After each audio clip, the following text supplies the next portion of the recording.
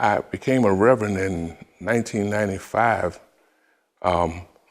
with another church, but then when I came to my regular church, which was Mount Pisgah, I became a reverend in 1990. Well, I became a minister first. They have 3 different stages. I became a minister. You have to stay to be a minister for 2 years, and then after that, you take a test that they give. It's called the Bishop's of College. And so I took the test, and as I took the test, I passed that, and then you wait 2 more years, and then you become what they would call a deacon. So I waited 2 years, and I took that test, I passed it. Then I waited 4 years before I took the other test, which was you only had to wait 2, but I didn't feel I was ready to move up. So I took that test, and I became elder, and that's where I've been. And I have assisted some of the couple pastors in their church, but I am not a pastor. You know, I just help out.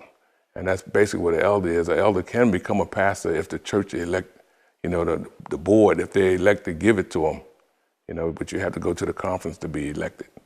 So right now, I'm just an elder. Well, I went in the military from 60 to 63, I got out, and after that, I worked for 1 year. When I became 21, I went in the Baltimore City Police Department. I stayed there until 69, and I left there for 2 years and came back and went into the school police. And after I was in the school police, I stayed there from 71 until 2007. And I served in helping children, making sure they stayed out of trouble. We had the authority to arrest them, but rather than arrest them, my program was you got punished by having to stay after school and do your work, or you had to go to what we call in-school suspension, which the kids really loved because it gave them quiet time from some of the other things that was going on, and they learned.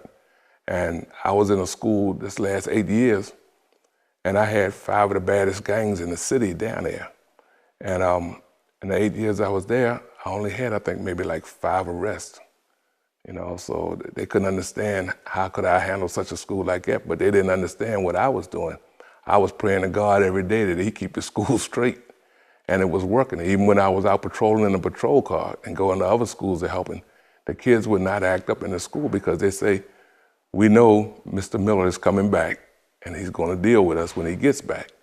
So therefore, we just had, you know, we had a pretty good relationship. I see them now on the streets, they thank me. You know, man, like one guy I know, I didn't lock him up for having marijuana. And he told me, he said he couldn't become a professional football player if he had had that record. He couldn't even went to college. So he thanked me for not putting him in harm's way. And I found out that a lot of times we don't know other people. We don't know the troubles they go through. Only thing we do is see them as they acting as it. But if you try to take a child or a person and sit them down and talk to them, then you would find out what's really bothering them, and maybe you can help them. But a lot of people don't have time for young people no more. And young people don't have time for old people. So that's where the separation come in.